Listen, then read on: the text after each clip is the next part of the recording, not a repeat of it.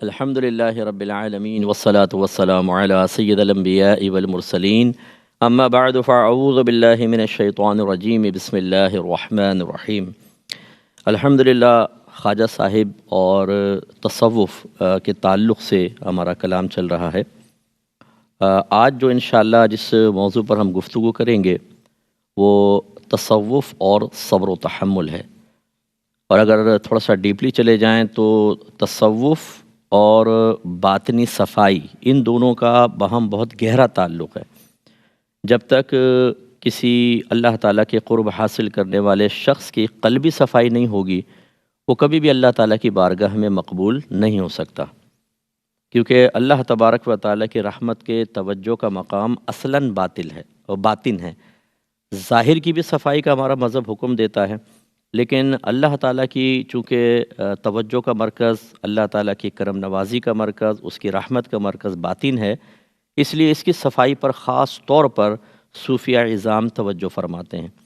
یہ ہمارے جتنے بھی اکابرین کے آپ واقعات سنیں گے کہ ظاہری علوم حاصل کیے، پھر باطنی علوم، پھر مجاہدہ کیا، پھر بھی اپنے مرشد کی صحبت میں رہے، پھر طویل عبادات کا اختیار کرنا، مخلوق سے بیجا میل جول سے بچنا، اس کی بہت بڑی وجہ قلبی صفائی ہے۔ یہ یعنی ابتدا میں قلبی صفائی مقصود ہوتی ہے، اور پھر قلبی صفائی کی حفاظت کے لیے ان تمام امور پر دوام اور استمرار ضروری ہوتا ہے۔ اور وجہ اس کی ایک اور بھی بہت بڑی ہے یہ یوں کہہ لیں کہ قلبی صفائی کیوں ضروری ہے؟ وہ اس وجہ سے ضروری ہے کہ اللہ تبارک و تعالیٰ بروز قیامت اس قلبی صفائی کے بارے میں کویسچن بھی کرے گا۔ جیسے ابھی عرض کیا کہ رحمت کے توجہ کا مقام یہ قلبی صفائی ہے، ہمارا قلب ہے۔ وہ کیوں ہے؟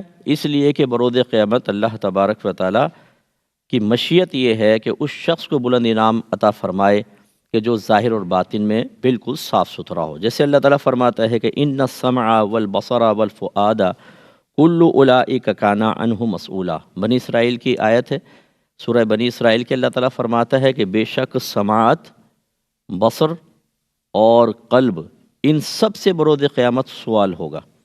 اس کا مطلب ہے دل سے بھی سوال ہے، دل کے بارے میں بھی کویسچن ہوگا۔ اور اللہ تعالیٰ سورہ بقرہ آیت نمبر 284 میں ارشاد فرماتا ہے کہ وَإِن تُبْدُوا مَا فِي أَنفُسِكُمْ أَوْ تُخْفُوهُ، تم جو کچھ ظاہر کرو یا جو اپنے دلوں میں چھپاؤ، يُحَاسِبْكُمْ بِهِ اللَّهُ، اللہ تعالیٰ اس کے سبب تمہارا احتساب فرمائے گا، حساب و کتاب فرمائے گا۔ وَيَغْفِرُ لِمَن يَشَاءُ، پھر جس کو چاہے گا وہ بخش دے گا، وَيُعَذِّبُ مَن يَشَاءُ، اور جسے چاہے گا عذاب دے گا۔ اس کا مطلب ہے قلبی احوال پر عذاب کا ترتب ہو سکتا ہے۔ تو اس لیے ہمارے اکابرین اور خصوصاً ہم خواجہ صاحب غریب نواز علیہ رحمہ کے بارے میں گفتگو کر رہے ہیں، آپ نے شروع سے اس کا اہتمام فرمایا۔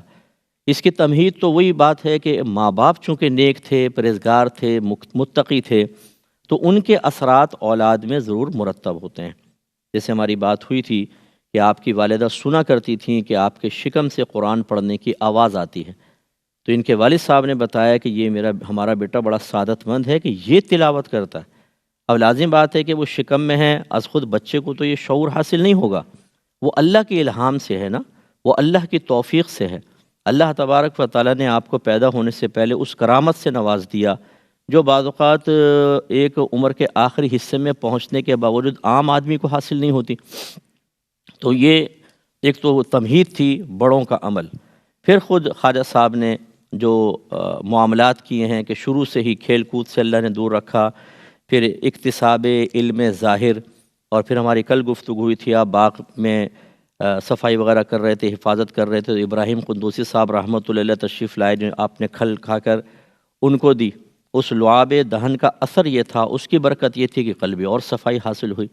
تو لہٰذا یہ بہت امپورٹنٹ چیز ہے کہ دل کی صفائی، اور پھر اس کی ایک خاص شاخ صبر، کیونکہ دل کی صفائی بے صبری سے کرنی ہوتی ہے، اور ہر چیز اپنی ضد کی بنا پر جگہ چھوڑتی ہے، کیونکہ اجتماع ضدین محال ہوتا ہے، اور رفع ضدین بھی محال ہے۔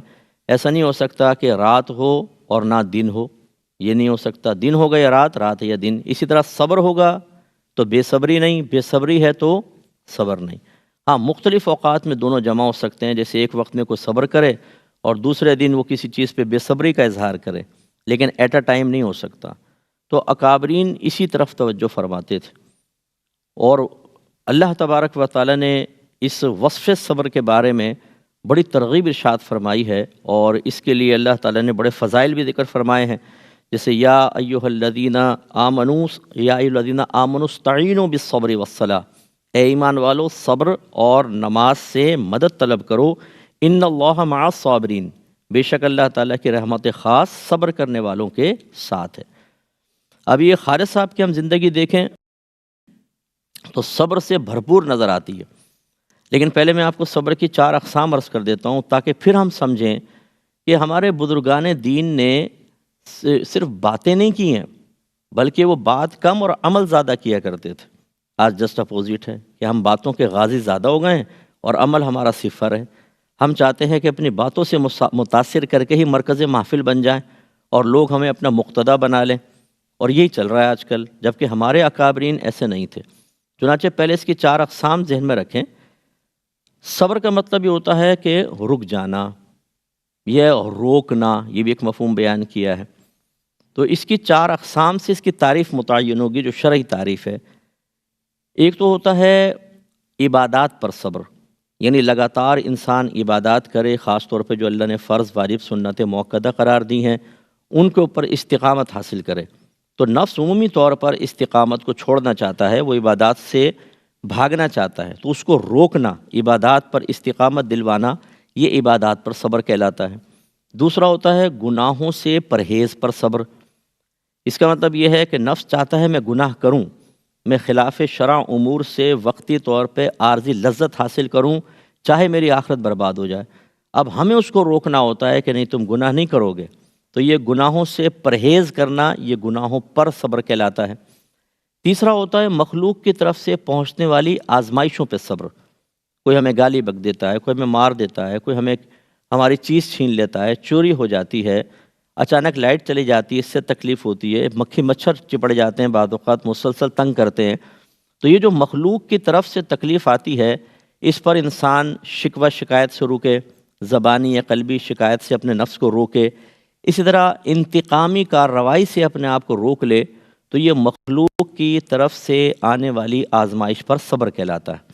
اور چوتھی قسم ہوتی ہے اللہ تعالیٰ کی طرف سے آنے والی آزمائشوں پہ صبر، یعنی اللہ تعالیٰ بعض اوقات ایک تو وہی عبادات اس نے لازم کی، یہ ہم نے ایک مخصوص قسم بنا لی، ورنہ یہ بھی اللہ کی طرف سے ہوتی ہے نا۔ اسی طرح اللہ تعالیٰ منع فرما دیتا ہے یہ گناہ نہیں کرنے ہیں، اپنے حبیب کے ذریعے اس نے بتا دیا، خود اس نے قرآن میں بیان فرمایا، یہ بھی اللہ کی طرف سے ہے۔ لیکن کچھ آزمائشیں اس سے ہٹ کر بھی ہوتی ہیں۔ ہم بیمار ہو جاتے ہیں، ہمارا ایکسیڈنٹ ہو جاتا ہے، چوری ہو جاتی ہے۔ بعض اوقات اللہ تبارک و تعالیٰ اپنی حکمت بالغہ سے ہمیں ایسے گھر میں پیدا کرتا ہے جس میں غربت شروع سے ہم دیکھتے ہیں، تنگ دستی ہوتی ہے، ہماری جائز خواہشات تک پوری نہیں ہو پاتی۔ بہت سے بچے ایسے ہوتے ہیں جو تعلیم ہی حاصل نہیں کر پاتے کیونکہ ان کے ماں باپ افورڈ نہیں کر سکتے، یا کرتے ہیں تو عام اسکولوں میں کرتے ہیں، وہ بڑے اسکولوں میں نہیں جا سکتے۔ بہت سے ایسے ہوتے ہیں جو ہائر اسٹڈی کے لیے باہر نہیں جا سکتے کہ وہ افورڈ نہیں کر سکتے ہیں۔ یہ جو چیزیں اللہ تعالیٰ کی طرف سے آزمائش آتی ہیں، خصوصاً جو ہماری بچیاں ہیں، بعض اوقات سسرال ایسا مل جاتا ہے کہ ساس انتہائی خطرناک، نندیں اس سے خطرناک، اور شوہر سب سے خطرناک۔ اب 3 خطرناک قوموں سے ٹکرانا اس کے لیے ایک بڑی آزمائش۔ تو یہ اللہ کی طرف سے بعض اوقات آزمائش ہوتی ہے، اگرچہ اس میں مخلوق بھی آزمائش بن رہی ہے، لیکن اللہ تعالیٰ نے یہ ازلی فیصلے فرمائے ہوتے ہیں کہ کس کی کس سے شادی ہوگی اور کیا معاملات ہوں گے۔ بہت ساری چیزیں اللہ تعالیٰ ہماری قدرت و اختیار کے بغیر ہم پر مسلط فرما دیتا ہے۔ اب اس پر صبر کا مطلب کیا ہے کہ ہم اللہ کی بارگاہ میں شکوہ شکایت نہ کریں، حتیٰ کہ دل میں بھی شکوہ بیدار نہ ہو، بالکل اللہ کی رضا پر راضی رہیں، اپنے آپ کو روک لیں، اپنی زبان کو، اپنے قلب کو بغاوت سے، اللہ تعالیٰ کی بارگاہ میں معاذ اللہ شکوہ شکایت کرنے سے۔ جیسے بعض جب لوز ہو جاتے ہیں بعض لوگ تو وہ کہہ دیتے ہیں اللہ تعالیٰ تو نے ہمارے ساتھ کیا کیا، کیا ہم ہی رہ گئے مصیبت کے لیے؟ اللہ تعالیٰ تجھے اور کوئی نظر نہیں آتا؟ کیا تو ہمیں بھول گیا ہے؟ معاذ اللہ یہ تیرا کیسا انصاف ہے؟ اور بعض کہتے ہیں یہ تیرا کیسا ظلم ہے۔ اگر وہ ایسا کریں گے تو وہ تو دائرہ اسلام سے خارج ہو جائیں گے۔ اس لیے صبر بہت ضروری ہوا، اور بے صبری پہ قابو پانا انتہائی ضروری۔ اب صبر سے ہی بے صبری ہم سمجھ سکتے ہیں جو عبادات پہ استقامت حاصل نہ کرے اسے عبادات کے معاملے میں بے صبری حاصل ہے۔ جو گناہوں سے پرہیز پر صبر نہ کر سکے اس کا مطلب ہے وہ گناہوں کے معاملے میں بے صبر ہے۔ جو اللہ تعالیٰ کی طرف سے آنے والی آزمائش پہ کلمات شکوہ و شکایت نکالے، بغاوت والے عمل کرے، دل میں شکوے کو جگہ دے، وہ اس کا مطلب ہے ان آزمائشوں پر بے صبری کا اظہار کر رہا ہے، اور یہی مخلوق کا معاملہ ہے۔ تو یہ ایک نچلا درجہ ہوتا ہے صبر کا۔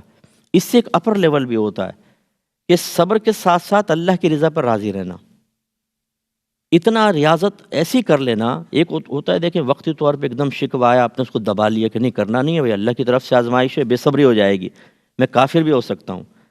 اور ایک ایسا درجہ ہوتا ہے کہ جب کوئی مصیبت آتی ہے تو یہ خیال تک نہیں آتا، کیونکہ شیطان اس کو اس لیے پھر یہ خیال نہیں ڈالتا کہ اس پر بھی اس کو ثواب مل جائے گا، یہ اس پہ صبر کر کے اور مستعد ہو جائے گا، اور اللہ کی اطاعت میں آگے بڑھے گا، اور اللہ کی فرما برداری کرے گا کہ میرے رب کی طرف سے آزمائش آئی ہے، ایک تحفہ ہے، میں اور صبر کرتا ہوں۔ حضرت علی کرم اللہ وجہہ الکریم ارشاد فرمایا کرتے تھے کہ جب 2-3 دن ایسے گزر جاتے کہ کوئی آزمائش نہ آتی تو آپ کہتے کہ گھبرا جاتے، اور فرماتے ایسا لگتا ہے کہ اللہ تبارک و تعالی شاید میرے ساتھ بھلائی کا ارادہ نہیں رکھتا، یہ پریشانی نہیں آ رہی۔ ایک اس سے بھی اونچا درجہ ہوتا ہے، اور وہ یہ ہوتا ہے کہ صبر بھی کرے گا انسان، اللہ کی رضا پہ راضی رہے گا، بلکہ اظہار خوشی کرے گا کہ یقیناً اللہ تعالیٰ نے مجھے اپنا بنایا ہے تبھی تو ہے، کیونکہ نبی کریم صلی اللہ علیہ وسلم ارشاد فرماتے ہیں کہ سب سے زیادہ آزمائش میں انبیاء علیہم السلام مبتلا کیے جاتے ہیں، پھر جو ان سے قریب ہیں، پھر جو ان سے قریب ہیں، تو وہ خوش ہوتے ہیں اس کے اوپر، اور جب کوئی نعمت ملتی ہے تو فکر مند ہو جاتے ہیں کہ کہیں ایسا تو نہیں کہ اللہ تعالیٰ میرے کسی نیک عمل، کسی نیکی کا بدلہ دنیا میں دے رہا ہو اور آخرت میں نہ دے۔ یہ کون اونچا درجہ ہوتا ہے۔ اب اس تفصیل کے بعد ذرا خواجہ صاحب کی زندگی کی طرف آئیے۔ خواجہ صاحب علیہ رحمہ شروع سے ہی ہر ایسی چیز سے جو نفسانی خواہش کو پوری کرنے والی ہے، چاہے وہ مباح کیوں نہ ہو، جیسے بچوں کے لیے کھیل کود، لیکن اس سے بھی دور رکھے گئے ہیں۔ اس کا مطلب ہے کہ دل چاہ رہا ہے کام کا، یا دل کا میلان ہو اور آدمی روک لے، تو یہ بھی ایک صبر ہے نا، کہ انسان مباح خواہشات کو بھی چھوڑ رہا ہے۔ پھر شروع سے ہی آپ کو علم دین سیکھنے کی طرف مائل کیا گیا، اور آپ نے خوش دلی سے اس کو قبول کیا۔ ہمارے ہاں بچے دنیاوی تعلیم کی طرف تو بڑھ جاتے ہیں اور والدین بھی راضی ہوتے ہیں، لیکن اگر بچے کو دینی تعلیم کی طرف لگائیں تو چونکہ شیطان اپنے پورے قبائل کے ساتھ حملہ آور ہوتا ہے، عموماً قاری صاحب کے پاس بچے نہیں بیٹھیں گے، آپ یہ دیکھیں، وہ بھاگنے کی کوشش کریں گے، حالانکہ ناظرہ پڑھاتے ہیں قاری صاحب، لیکن قاری صاحب کی شکل دیکھتے ہی بچے گھبرا جاتے ہیں، یہ قاری صاحب کہاں سے آ گئے۔ اور اس کے بعد پھر علم دین سیکھنا، پھر درس نظامی، اسکالر کورسز، پھر اس کے بعد فرض کفایہ علوم سیکھنا بہت ہارڈ ہوتا ہے، لیکن خواجہ صاحب نے ان سب چیزوں کو سیکھا، اپنے نفس کو روکا، اور بالکل اس میں کوئی کمپرومائز نہیں کیا نفس کے ساتھ۔ پھر 15 سال کی عمر میں پہنچے تو ایک روایت کے مطابق والد صاحب کا وصال ہوا، بلکہ 15 سال سے پہلے کہتے ہیں ہو گیا، اور پھر 2 سال کے بعد والدہ کا وصال ہو گیا۔ اب یہ اللہ کی طرف سے ایک آزمائش، اس پہ صبر و تحمل۔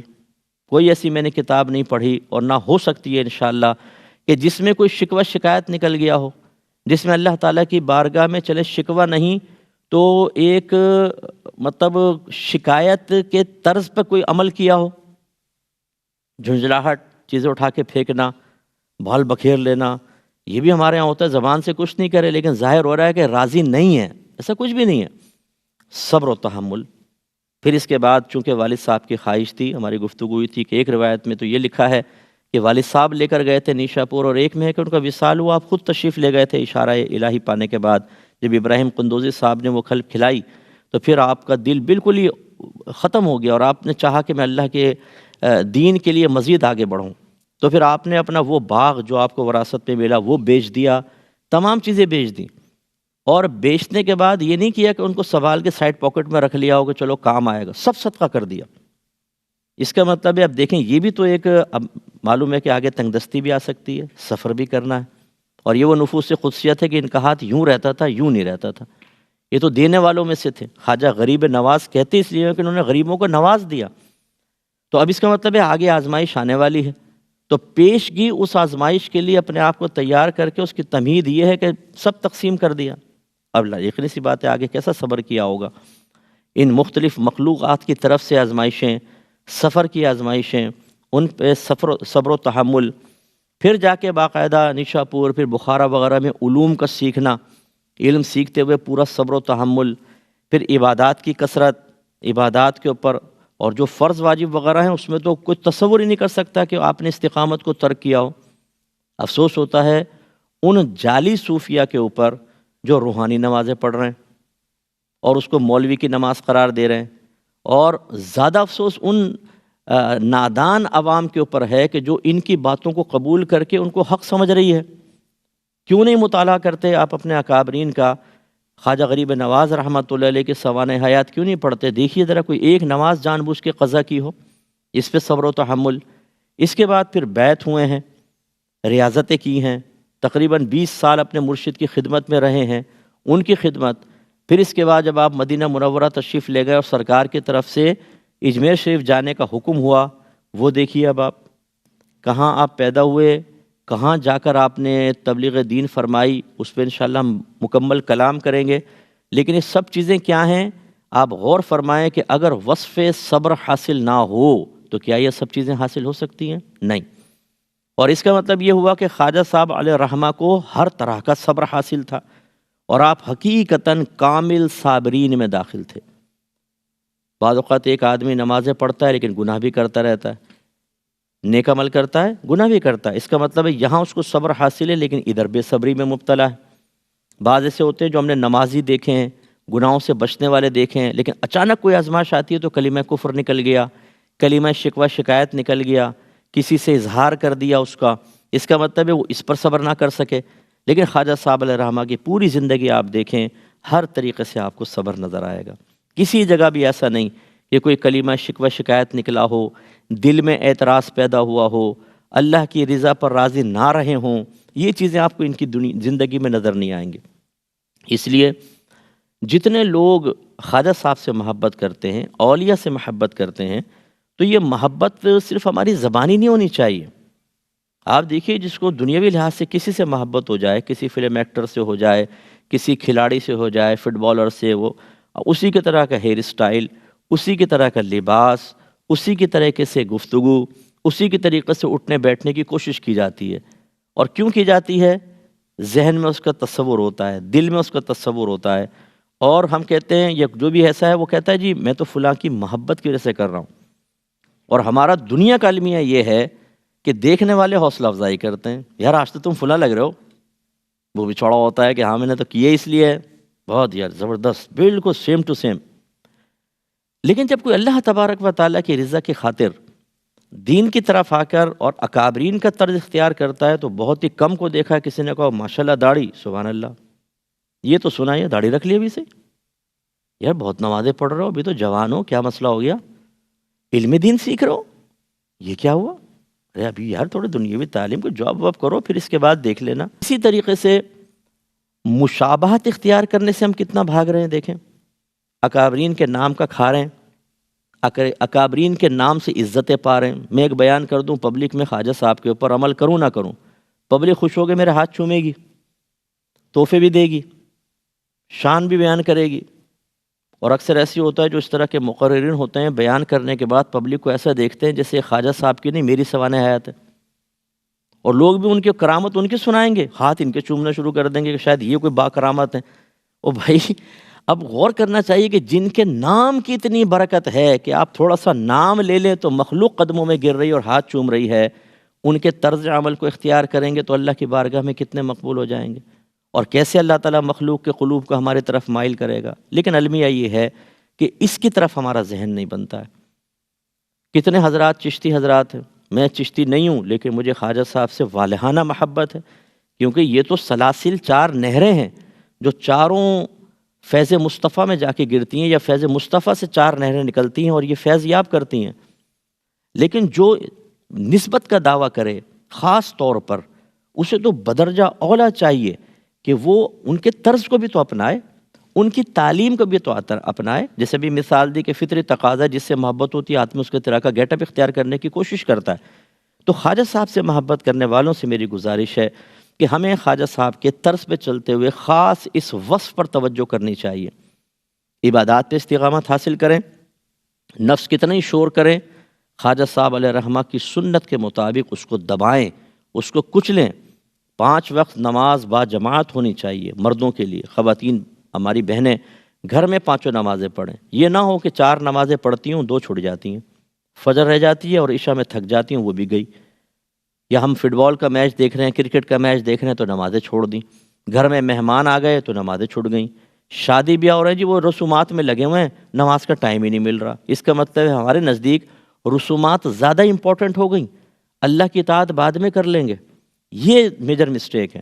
تو خواجہ صاحب کی حیات طیبہ کا مطالعہ کر کے سوچئے کہ ہمارا یہ مرکز عقیدت، ہمارے یہ مقتدا، کیا یہ انہوں نے کبھی ایسا کیا کہ انہوں نے نمازیں ترک کی ہوں اور اس طرح کے معاملات کیے ہوں؟ ایسے ہی جو شکوہ شکایت اپنی زبان سے نکالتے ہیں انہیں غور و تفکر کرنا چاہیے کہ خواجہ صاحب علیہ رحمہ نے کبھی اس طرح شکوہ کیا؟ تو خلاصہ کلام یہ ہے کہ جو ہم نے تفصیل بیان کی یہ خواجہ صاحب کی زندگی کا ایک حصہ ہے، ایک عکس ہے، آپ کے اوصاف کا ہمیں اسے اختیار کرنا چاہیے۔ وآخر دعوانا ان الحمدللہ رب العالمین۔ چاہے کوئی کویسچن کرنا چاہے تو جی فرمائیں۔ السلام علیکم۔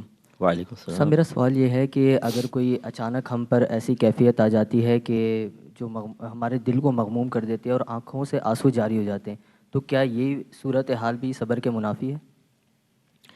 نہیں، یہ نہیں ہوتی۔ دیکھیں بعض چیزیں غیر اختیاری ہوتی ہیں، بعض اختیاری ہوتی ہیں۔ غیر اختیاری چیز میں اللہ تعالیٰ کی طرف سے کبھی گرفت نہیں ہوگی۔ لا یکلف اللہ نفسا الا وسعها، اللہ تعالیٰ کسی جان کو اس کی آزمائش سے زیادہ، اس کی ہمت سے زیادہ آزمائش میں مبتلا کرتا ہی نہیں۔ تو یہ جو احساس غم ہے، کسی نقصان پر اچانک قلبی کیفیت کا تبدیل ہو جانا، یہ ہمارے قدرت و اختیار میں نہیں۔ اور پھر یہ جو آنسوؤں کا بہنا ہے، وہ دماغ جو ہوتا ہے اس کیفیت کو محسوس کرتا ہے اور آنکھوں کو حکم دیتا ہے کہ آنسو بہاؤ، اس میں بھی آپ کی قدرت و اختیار نہیں ہے، ٹھیک ہے نا۔ ہاں یہ جو مانگنے والے ہوتے ہیں یہ قدرت و اختیار سے آنسو نکالتے ہیں، لیکن یہ جو اچانک کیفیت آتی ہے یہ غیر اختیاری ہوتی ہے۔ اور اس کی سب سے بڑی دلیل اس کے جواز کی جو میں کہہ رہا ہوں کہ یہ بالکل صحیح ہے، اس میں کوئی گرفت نہیں ہے، خود نبی کریم صلی اللہ علیہ وسلم نے جب آپ کی زوجہ محترمہ بی بی خدیجۃ الکبریٰ رضی اللہ تعالی عنہا کا وصال ہوا تو وہ غم کا سال قرار دیا، آپ کو بڑا صدمہ ہوا۔ ایسی آپ کے صاحبزادے حضرت ابراہیم کا جب انتقال ہوا تو سرکار کے چشمان مبارکہ سے آنسو جاری ہوئے، تو عرض کی یا رسول اللہ آپ بھی، یعنی آپ رو رہے ہیں؟ تو نبی کریم صلی اللہ علیہ وسلم نے ارشاد فرمایا کہ یہ رحمت ہے، یہ بے صبری نہیں ہے۔ مفہوم یہ ہے کہ یہ کوئی بے صبری کی وجہ سے نہیں ہے، تو اللہ کی رحمت ہے۔ تو اس لیے احساس غم، آنکھوں سے آنسو آ جانا، یہ فطری تقاضا ہے، غیر اختیاری، اس پہ کوئی گرفت نہیں۔ گرفت کہاں پر ہوگی؟ جب ہم کلمات کفر نکالیں، شکوہ شکایت کے کلمات، یہ ہمارے قدرت و اختیار میں ہے، ٹھیک ہے نا۔ اور یہ بھی ہو سکتا ہے کہ چلیں بہت ہی آدمی ذہنی دباؤ میں آ کے غلطی سے نکل جائے، لیکن اس پہ معافی نہیں ہوگی، یہ نکل گیا تو کوئی حکم شرع متوجہ نہیں ہوگا۔ اگر کلمات کفر نکلے ہیں تو ہم کہیں گے آپ دار اسلام سے خارج ہیں، لیکن کیفیت ایسی تھی، اللہ درگزر فرمائے گا، آپ دوبارہ فوراً توبہ کریں اور تجدید ایمان اور تجدید نکاح کر لیں۔ لیکن بہرحال یہ کیفیات بے صبری کے زمرے میں نہیں آتی، ٹھیک ہے۔ اور جی بیٹا السلام علیکم مفتی صاحب، میرا سوال یہ ہے کہ صبر جو ہے کسبی شے ہے یا وہبی؟ اچھا پہلے تو یہ سمجھ لیں کہ کسبی کسے کہتے ہیں، وہبی کسے کہتے ہیں۔ کسبی کا مطلب ہوتا ہے جو ہماری کوشش کا نتیجہ ہوتا ہے، یعنی ہم اس چیز کو کوشش کر کے محنت کر کے حاصل کر سکتے ہیں، وہ شے کسبی کہلاتی ہے۔ اور جو ہماری کوشش سے نہیں، ڈائریکٹ اللہ کی طرف سے عطا کی جائے، اس کو وہبی کہتے ہیں۔ جیسے نبوت ہم کوشش کر کے حاصل نہیں کر سکتے، ایسے ہی ولایت کے بارے میں ہمارا عقیدہ یہی ہے کہ کوئی ولایت کو از خود محنت سے حاصل نہیں کر سکتا، یہ دونوں وہبی شے ہیں۔ اللہ تعالیٰ جس کو چاہتا ہے نبوت دیتا ہے، جس کو چاہتا ہے ولایت دیتا ہے۔ سلسلہ نبوت ختم ہو چکا ہے، لیکن ولایت کا سلسلہ قیامت تک چلے گا۔ اب صبر جو ہے نا بیٹا، یہ کسبی بھی ہوتا ہے اور وہبی بھی ہوتا ہے۔ بعض تو ایسے ہوتے ہیں فطرتاً ٹھنڈے مزاج کے ہوتے ہیں، فطرتاً وہ خاموشی پسند ہوتے ہیں، فطرتاً وہ ہمارے عرف میں کہہ دیتے ہیں اللہ میاں کی گائے ہے، یہ تو بھائی مارو پیٹو۔ جیسے بعض بچے ایسے ہوتے ہیں بہن بھائی مار رہے ہیں پیٹ رہے ہیں، کلاس میں مار رہے ہیں پیٹ رہے ہیں، لیکن وہ مس کو شکایت بھی نہیں کرتے، وہ شروع سے ایسے ہوتے ہیں، تو ان کو تو گویا کہ وہبی طور پہ صبر دیا گیا ہے۔ اس طرح اکثر اولیاء کرام کے پاس بہت سی چیزیں وہبی ہوتی ہیں، لیکن ایک ہوتا ہے کسبی، اور وہ ہوتا ہے کہ مثلاً ایک بہت ہی غصیلا آدمی ہے، اسے بات بات پہ غصہ آ جاتا ہے، جب غصہ آتا ہے تو پھر اللہ کی طرف سے آزمائش پر بھی آئے گا اور مخلوق کی طرف سے بھی آئے گا۔ ایسے ہی فجر کے اندر دیر سے سوئے اور مؤذن صاحب نے حی علی الصلاۃ حی علی الفلاح الصلاۃ خیر من النوم، قریبی مسجد آواز آ گئی، یہ اس سے ایک دم غصہ پیدا ہوتا ہے۔ اب وہ اس کو لازم ہے کہ وہ اپنے غصے کو بنیاد بنا کر اپنے لیے راہ فرار اختیار نہیں کر سکتا کہ جی میری تو طبیعت جلالی ہے، کیا کروں۔ اس کو کسب کرنا پڑے گا نا، محنت کرنی پڑے گی، ریاضت کرنی پڑے گی، اکابرین کے بارے میں سنیں، صبر کے فضائل سنیں، بے صبری کے نقصانات جو دنیاوی اخروی ہیں ان پہ توجہ کرے، تو پھر آہستہ آہستہ اس کو صبر حاصل ہوگا۔ اور اس کا مطلب یہ نہیں ہے کہ اس کا جلال ختم ہو جائے گا، جلال آئے گا لیکن وہ اس کو کنٹرول کرنے میں کامیاب ہو جائے گا۔ لیکن اس میں بھی وہبی کا بھی دخل ہوگا کہ جب کوئی ریاضت کرتا ہے تو اللہ تعالیٰ اس کو اپنی طرف سے عطا بھی فرماتا ہے۔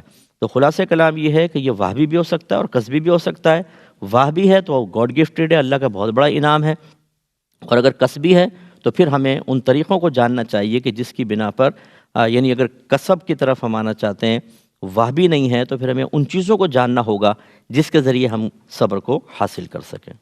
ٹھیک ہے، اور کوئی کویشچن؟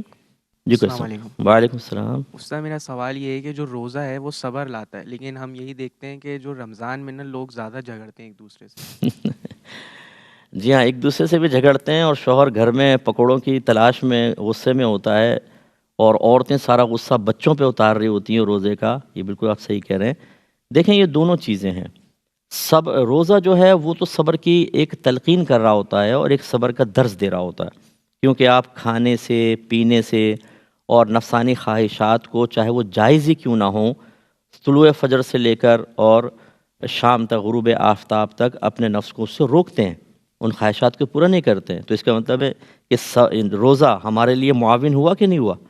کہ عام حالات میں تو روک ہی نہیں سکتے ہم، ہر وقت کچھ نہ کچھ چلتا رہتا ہے، اور کچھ نہ دو چھالیہ کے پیکٹ منہ میں ڈال لیتے ہیں، کچھ نہ کچھ چلتا رہے گا۔ اسی طریقے سے پھر کھانا پینا اور پھر نفسانی خواہشات کی تکمیل چاہے وہ مختلف انداز سے ہو، لیکن جب ہم روزہ رکھتے ہیں تو پھر ہم رکتے ہیں، تو اس کا مطلب یہ تو صبر کی تلقین کر رہا ہے۔ لیکن اس کے باوجود اگر ہو رہا ہے تو یہ تو ہم بلیم نہیں دے سکتے کہ روزے نے ایسا کیا، اگرچہ بعض یہی کہتے ہیں یار روزہ رکھا ہے نا اس لیے غصہ آ رہا ہے۔ بھائی روزے نے کہا تھا تمہیں غصہ کرو، روزہ تو نہیں کہہ رہا، روزہ تو تمہیں صبر کی تلقین کر رہا ہے۔ اب اس کا مطلب یہ ہوا کہ اس میں روزے کا قصور نہیں ہے، قصور ہمارا ہوتا ہے۔ اور اس میں سب سے بڑی جو چیز ہے وہ تعلیم شرع کا حاصل نہ کرنا ہے، وہ ریاضت کی طرف نہیں آنا ہے، وہ باطنی امور کی صفائی کی طرف توجہ نہیں کرنا ہے، وہ رمضان آنے سے پہلے اس کی تیاری مکمل نہ کرنا ہے۔ آپ کو جنگ پر جانا ہے، آپ ایسی میدان جنگ میں چلے جائیں گے، یہ کیا کریں گے؟ آپ کو باہر کے ملک جانا ہے، سفر کرنا ہے، کیا کریں گے؟ آپ کو حج پر جانا ہے، کیا کریں گے؟ لیکن ہر چیز میں پہلے سے تیاری شروع کرتا ہے آدمی، ایک ایک چیز پہ غور کرتا ہے۔ وہ رکھ لیا، وہ تو نہیں رہ گیا، بھائی وہ بڑی پریشانی ہوگی، پاسپورٹ دیکھ لو، ٹکٹ دیکھ لو، کیسا زبردست ذہن چل رہا ہوتا ہے۔ تو رمضان سے پہلے یہ کیوں نہیں کرتے کہ سوچیں کہ کس چیز سے میں اپنے روزے کو کامل و اکمل کر کے اللہ تبارک و تعالیٰ کی رضا حاصل کرنے میں کامیاب ہو جاؤں؟ کوئی تیاری نہیں کریں گے، روزوں میں داخل ہو جائیں گے اور اس کے بعد یہ خرابی پیدا ہوتی ہے۔ تو ابھی جو ہم نے عرض کی، ہم تو جیسے آپ نے ارشاد فرمایا کہ بعض لوگ تو رمضان میں صبر نہیں کر پا رہے، اور خواجہ صاحب علیہ الرحمہ نے تو پوری زندگی چاہے رمضان ہو علاوہ رمضان انہوں نے صبر کی زندگی گزاری، اللہ کی رضا پہ راضی رہنے کی گزاری۔ اس کا مطلب یہ ہے کہ رمضان سے پہلے پہلے ہمیں تیاری کرنی چاہیے صبر کی، تحمل کی، خاص طور پہ اس وصف کے چونکہ ہماری بات ہو رہی ہے کہ اس کی تیاری کا طریقہ یہ ہوگا کہ جو غسیلہ ہے وہ اپنے غصے پہ قابو پانا شروع کرے۔ اسی طرح چھوٹی چھوٹی چیزوں پہ اپنے آپ کو روکے، شکوے سے، لائٹ اچانک چلی گئی، ہم فوراً کہ الیکٹرک کو خوب تمغے دینا شروع کرتے ہیں، زبان بند کر لیں۔ چھوٹے بھائی نے گلاس توڑ دیا، کسی پہ غصہ آ گیا، روک لیں۔ مکھی مچھر آ گیا، ہم تو ٹارگٹ بنا کے کھڑے ہو جاتے ہیں۔ آپ ابھی بتاتا ہوں تجھے میں، 2 دفعہ مکھی بیٹھ جائے تو تیسری دفعہ اس کو شہید کیے بغیر ہمیں سکون نہیں ملتا۔ تو کرنے دیں مکھی کو، صبر کرتے رہیں، اڑائیں ضرور، مچھر کاٹ رہا تو اڑا دیں، لیکن اس کو مارے نہیں، ذرا اس سے صبر کا مقابلہ کرتے رہیں کہ چلو ٹھیک، تو کتنا صبر کروائے گا، کروا ذرا۔ تو پھر یہ کہ رمضان کے اندر آپ دیکھیں یہ جو ظاہر بڑی معمولی سی ریاضت ہے، لیکن رمضان کے اندر نفس کو روکنا آسان ہو جائے گا۔ تو بہرحال یہ غلط کرتے ہیں جو کرتے ہیں، ان کو پہلے سے تیاری کرنی چاہیے۔ جی اور کوئی کویشچن؟ السلام علیکم ورحمۃ اللہ۔ وعلیکم السلام۔ صاحب میرا یہ سوال ہے کہ ہمیں کوئی مشکل پیش آتی ہے تو ابتداً شکوہ کر دیتے پھر صبر آ جاتا ہے، تو کیا اس پہ بھی ثواب ملے گا کہ نہیں؟ دیکھیں ثواب دینے والی تو ذات اللہ تبارک و تعالیٰ کی ہے، بہرحال اس پہ بھی ہو سکتا ہے تھوڑا بہت مل جائے، لیکن جو تعلیم شرع وہ یہ ہے کہ پہلے صدمے پر صبر کرنے کا ثواب ہے۔ پہلے صدمے کا مطلب جیسی مصیبت آئی اس وقت اپنے آپ کو روکیں، کیونکہ یہی تو وقت آزمائش ہے۔ آہستہ آہستہ تو سب کو صبر آ جاتا ہے۔ اگر گن پوائنٹ پہ موبائل چھین گیا، شروع میں بڑا غم ہوتا ہے، کچھ عرصے بعد نیا آ جاتا ہے، ہم پچھلے کو بھول جاتے ہیں بالکل۔ تو آہستہ آہستہ تو صبر آ ہی جاتا ہے، اور یہ وہی صبر ہے جو آپ نے ارشاد فرمایا کہ وہبی ہے، کسبی والے میں ہار گئے، وہبی والے کا انتظار کیا۔ نبی کریم صلی اللہ علیہ وسلم ایک مرتبہ قبرستان سے گزر رہے تھے تو ایک عورت ایک قبر کے پاس بیٹھی رو رہی تھی، تو رحمت کونین صلی اللہ علیہ وسلم نے فرمایا کہ صبر کرو۔ تو اس نے دیکھا نہیں پیچھے کون ہے، تو اس نے کہا جیسی مصیبت مجھ پر آئی ہے آپ پر آتی نا تو پھر دیکھتے آپ۔ نبی کریم صلی اللہ علیہ وسلم خاموشی سے تشریف لے گئے۔ بعد میں اس عورت کو کسی نے بتایا کہ وہ تو رحمت کونین صلی اللہ علیہ وسلم تھے، تو وہ تو گھبرائی گی، پھر آپ کی خدمت میں حاضر ہوئی اور عرض کیا رسول اللہ میں نے آپ کو دیکھا نہیں تھا۔ تو رحمت کونین صلی اللہ علیہ وسلم نے صرف ایک جملہ فرمایا کہ صبر تو پہلے صدمے پر ہوتا ہے، یعنی تلقین کی کہ جو صبر کا ثواب ہے، آزمائش، وہ کیوں ہے؟ کیونکہ آپ اپنے آپ سے لڑتے ہیں، آپ اپنے اندر سے اٹھنے والے طوفان کو صرف اللہ کی رضا کی خاطر دباتے ہیں، کیونکہ جب آدمی بول لیتا ہے نا، شکوہ کرتا ہے، دل ٹھنڈا ہو جاتا ہے۔ اسی لیے عورتیں جو اپنے شوہر کی، ساس کی، نندوں کی غیبتیں کرتی ہیں تو دل کہتی ہیں میرا دل ہلکا سا ہو گیا، اس سے پہلے نہیں ہلکا ہوتا۔ اس کا مطلب ہے کہ جب آپ صبر کرتے ہیں تو پورا پریشر اپنے اوپر لے رہے ہوتے ہیں۔ آپ اگر پریشر ریلیز کرنا چاہتے ہیں تو آپ بول لیں، لیکن پہلے صدمے پہ انتہائی پریشر اور اللہ کی رضا کی خاطر اس پریشر کی تکلیف اپنے اندر رکھ لی، آپ نے اس کو دبا لیا، صبر کیا، تبھی اس کے اوپر ثواب ملے گا۔ سمجھا نہیں ہے؟ تو اس لیے یہ بعض لوگ ایسے ہوتے ہیں کہ خوب شکوہ شکایت کرتے ہیں، اور یہ عورتوں بہنوں میں نے زیادہ یہ چیزیں دیکھی ہیں، اور آخر میں کہتی ہیں کیا کریں ہم تو صبر کر رہے ہیں۔ تو یہ جو وہ بھیانک اور پرسرار سا صبر ہے، اس صبر کی شریعت میں کوئی گنجائش نہیں ہے کہ آپ پورا شکوہ کر لیں، شکایت کر لیں، معاذ اللہ کلمہ کفر نکال لیں اور پھر آپ آخر میں یہ کہیں۔ لیکن ضمن میں بات عرض کر دوں، اگر ہم شکوے کے طور پر نہیں، کسی نے ہم سے پوچھا کہ بھئی آج کچھ پریشان لگ رہے ہیں، کیا ہوا، اور ہم پولائٹلی اس کو صرف اس لیے بتا دیں کہ نہیں بتاؤں گا تو شاید برا مانے، یا نہیں بتاؤں گا تو شاید یہ بدگمانی کرے کہ کیوں پریشان تھا، بھائی کوئی غلط سینس کی طرف نہ، چیز کی طرف نہ چلی جائے، اس کی سینسز، اس کو بتا دیا جائے تو کوئی مسئلہ نہیں ہے۔ ایسی کوئی بیٹی اگر میکے میں آ کے اپنے سسرال والوں کی زیادتی اس لیے بتا رہی ہے کہ وہ اس کو برداشت نہیں کر پا رہی، دماغ کی رگیں کھنچ رہی ہیں، ٹی بی ہو سکتی ہے، شوگر ہو سکتی ہے، ہائی بلڈ پریشر میں مبتلا ہو سکتی ہے، تو وہ اپنی والدہ اور بہنوں کو صرف صورتحال بتا رہی ہے۔ کیونکہ یہ مائیں جو ہوتی ہیں، جب بچی میکے چلی جاتی ہے، واپس سسرال جا کے واپس آتی ہے تو فیس ریڈر بہت زبردست ہوتی ہیں، ذرا بھی بچی کے چہرے پہ کچھ ایسے خوشی کے آثار نہیں تو بولتی ہیں کیا ہوا تو بتاؤ، خوش نظر نہیں آ رہی۔ تو اس میں اگر کوئی ظاہر کر دیا جائے اور شکوہ شکایت بالکل نہ ہو تو کوئی مسئلہ نہیں ہے، کیونکہ یہ تو بعد کی چیز ہے، صبر تو آپ پہلے کر چکے ہیں۔ گن پوائنٹ میں موبائل چھین گیا، آپ نے شکوہ شکایت سے روک لیا، اب آپ گھر آ گئے، گھر والوں نے کہا کیا ہوا، اب آپ نے بتا دیا جی موبائل چھین گیا، تو یہ تو شکوہ تو نہیں کر رہے، یہ تو صورتحال کا بیان ہے۔ لہٰذا اس طرح کی کوئی صورتحال ہو تو اس میں کوئی حرج نہیں ہے۔ اسی لیے ہم یہ کہتے ہیں کہ صرف آپ صبر کی ایک فضیلت سن کر یہ سوچیں کہ میں صبر حاصل کر لوں گا، یہ مشکل ہے۔ ہمیں صبر کی تعریف، صبر کی اقسام، صبر کرنے کا طریقہ، اس کے مختلف پہلوؤں سے اس پر غور کرنا ہوگا، پھر ہمیں وہ معرفت حاصل ہوگی جو دو فائدے دے گی۔ ایک چیز کی معرفت حاصل ہوگی، اس کو ہم حاصل کر سکیں گے اور پرفیکٹ طور پر، اور دوسرا حقیقتاً میں عرض کروں کہ جب ہم ان چیزوں کا علم حاصل کرنے کے بعد اپنے بزرگان دین کو پڑھتے ہیں تو پھر کہتے ہیں کہ واہ ان کی زندگی تھی زبردست۔ جب ہمیں خود پتہ ہی نہیں ہوتا تو ہم انہوں نے اتنے سال عبادت کی، علم دین سیکھا، ٹھیک ہے کیا ہوگا، لیکن جب ہمیں پتہ چلتا ہے کہ واقعی اصل چیز کیا ہے اور کس طریقے سے انہوں نے زندگی گزاری، صبر کو لے لیں کہ کیسے انہوں نے مضبوط صبر کے ساتھ، تو پھر پتہ چلتا ہے کہ ہاں نہیں واقعی انہوں نے بڑی آزمائشوں میں زندگی گزاری ہے، وہ لڑے ہیں اپنے ساتھ، انہوں نے اللہ کی رضا کی خاطر درجات کی بلندی کے لیے، دین کی خدمت کے لیے بڑی قربانیاں دی ہیں، پھر ہمیں ان کی ریاضتوں کا احساس ہوتا ہے اور ان کی عظمت اور ان کی وقت اپنے قلب اور ذہن میں بڑھتی ہوئی محسوس ہوتی ہے۔ اللہ تعالیٰ سے دعا ہے کہ رب کریم ہم سب کو خواجہ صاحب علیہ رحمہ، خواجہ غریب نواز رضی اللہ تعالیٰ عنہ کی سنتوں پر عمل کرنے کی توفیق عطا فرمائے، اور خصوصاً وصف صبر میں اللہ ہمیں کامل کر دے۔ آمین، وآخر دعوانا ان الحمد للہ رب العالمین۔